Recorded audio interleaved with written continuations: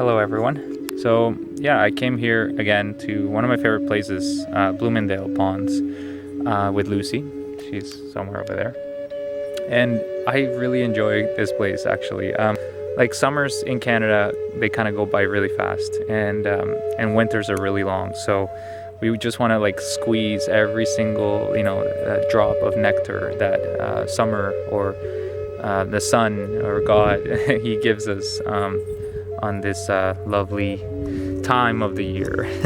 This is not cool, by the way. Like whoever comes here, which obviously this is not me, but whoever comes here and drops a can and puts it up on a tree, I was just thinking, I'm like, how ignorant this person is to do this to Mother Nature. Like, we're going through a time in our lives, in society, that we are being shaken up by Mother Nature. She doesn't like that we're polluting her territory.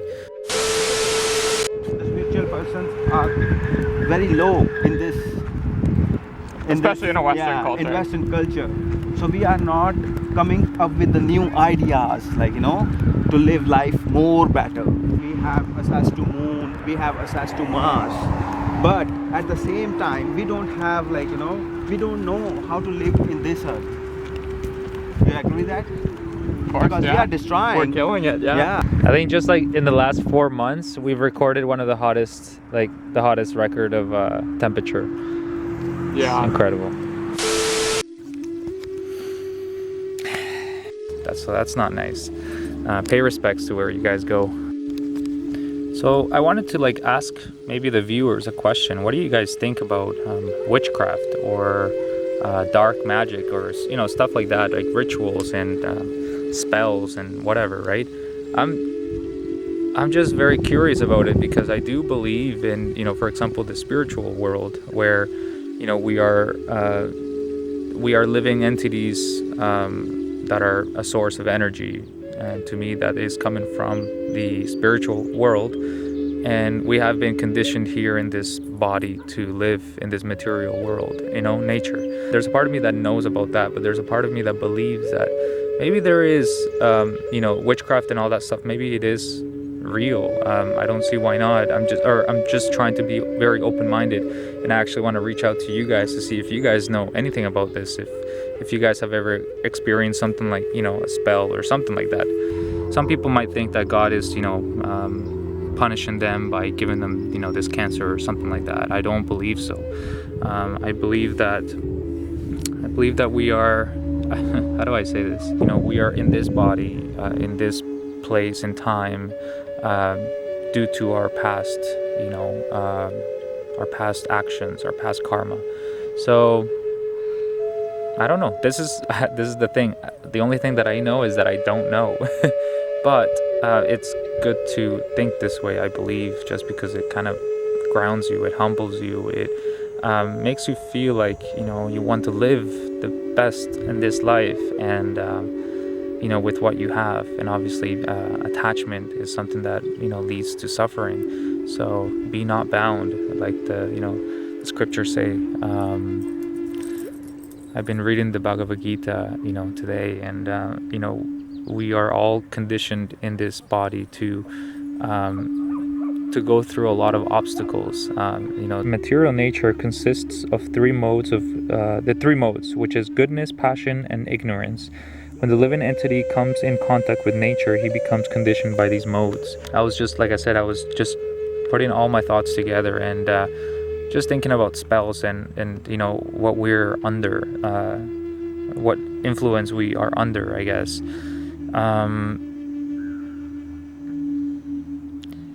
And it talks about goodness, passion, and ignorance. And I was just reading a little bit into these three modes, and yeah, like we are all under this spell of these three modes, and it's kind of hard to get out of them.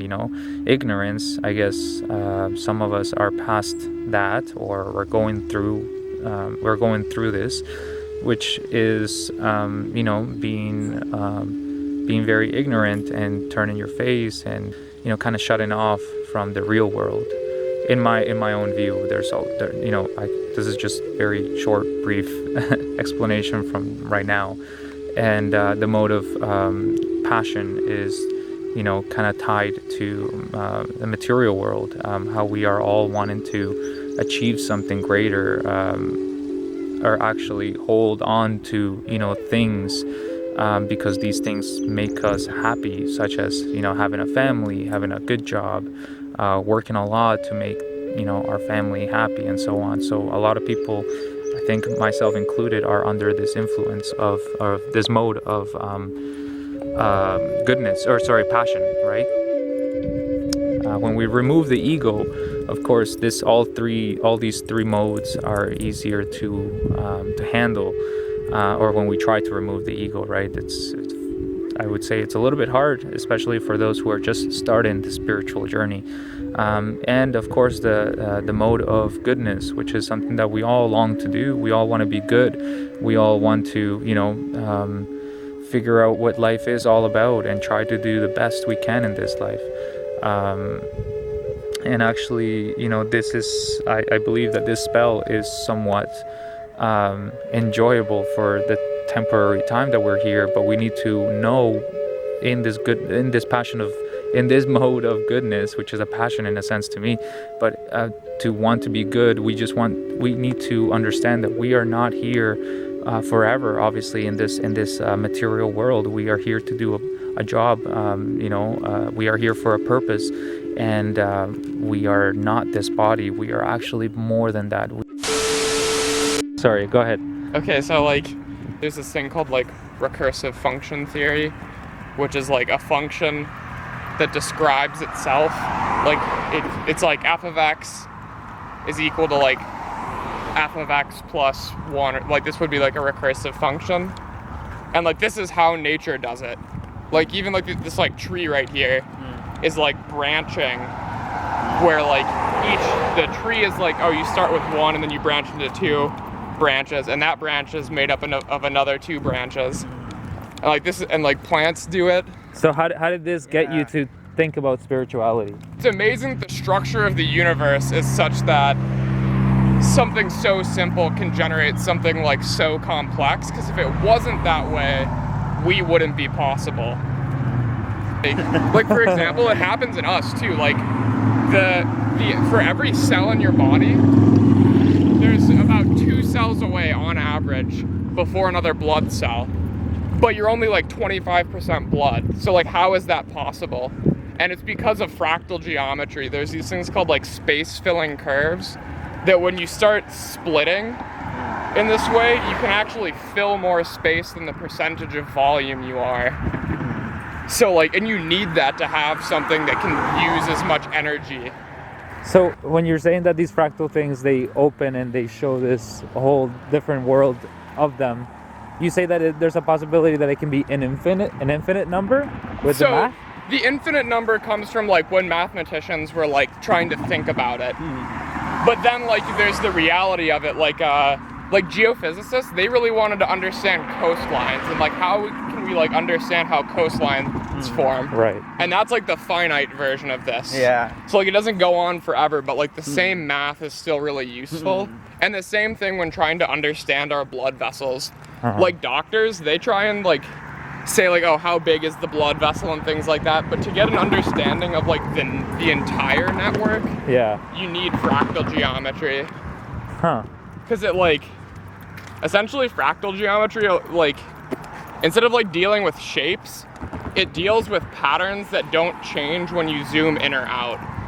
So when I zoom in, the pattern looks the same as when I zoom out. Sorry. You're good.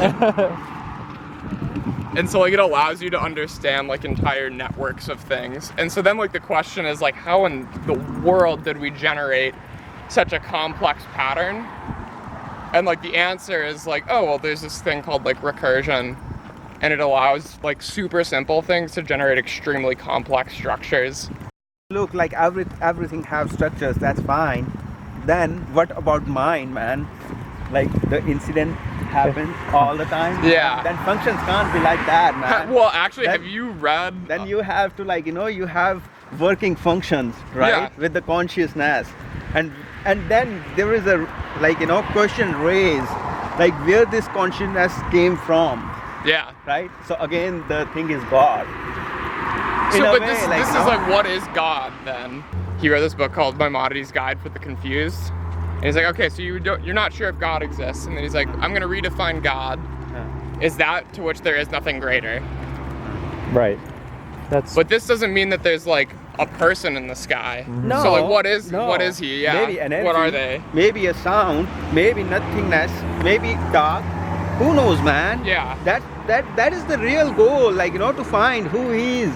Yeah. Otherwise, what we are doing, everyone having kids, everyone having nice jobs, white collar jobs, and having everything like wives and sex. Yeah, of course, everything concludes every fucking materialistic thing. Yeah. And you are also doing the same shit, same day. So how you are what you did in your life, you wasted the same way the other wasted.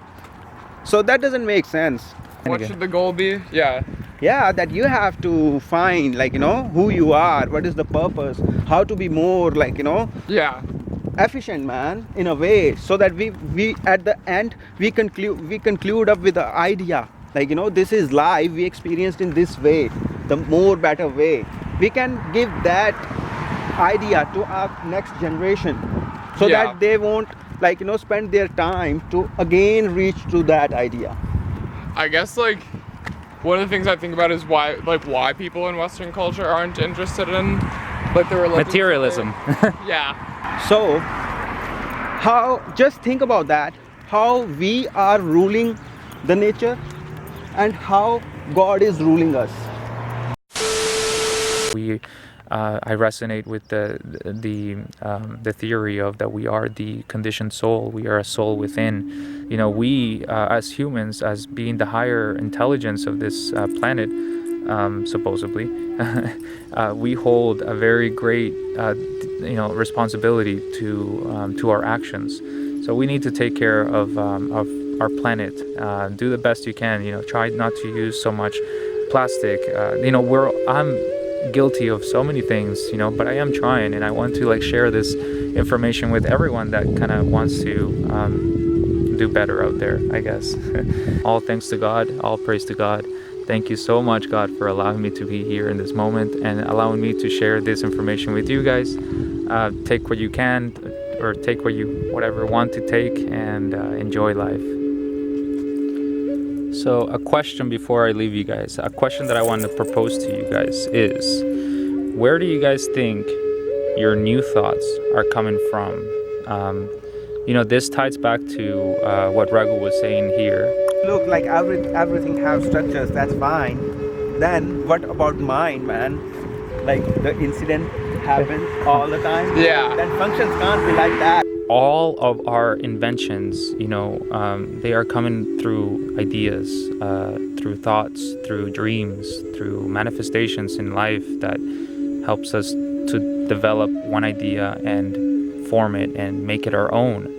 But, I'm just thinking about, where does this idea, this dream, this thought, where does this come from, I believe that this comes from God. God is helping us by planting a sort of seed, a thought of a seed, into our minds and helping us. However, those in the mode of ignorance want to go about how they wanted to make it, that idea. It not only is ignorant to the truth, but it also diminishes our purpose in life by creating systems where people are under obligation to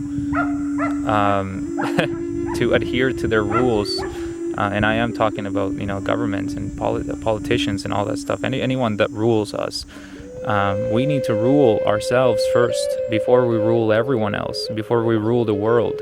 Like Raghu said, God gave us the ability to rule. He said, rule the animals as per the Bible, or rule the world, and this is how we're ruling the world. We are putting garbage up on the the trees. We are cutting the trees for this Nutella, this palm oil. We just have to be, like I said, it all comes back to just try to be the best version of yourself by not polluting to Mother Nature by trying to become a little bit more spiritual, you know, to find out what your true essence of, you know, your life is. What is your purpose? You know, who is our creator? Why did everything get created? You know, why are we here with the animals and the plants? What are we trying to achieve? These are just thoughts. You know, people in this type of mindset just need to like remember that all we have is this moment, right? You close your eyes and this is it, right? So then you come back and you're like, well, yeah, like, you know, I am here. I am with Lucy. Anyway, so thank you so much for joining me on this very special day, morning-ish, afternoon, and I hope to see. And I hope to, I can't say that. And I hope to see you guys next time in the next video of Learning to Love 111. Bye guys, peace out. It's Shorta Carlos still, and Lucy.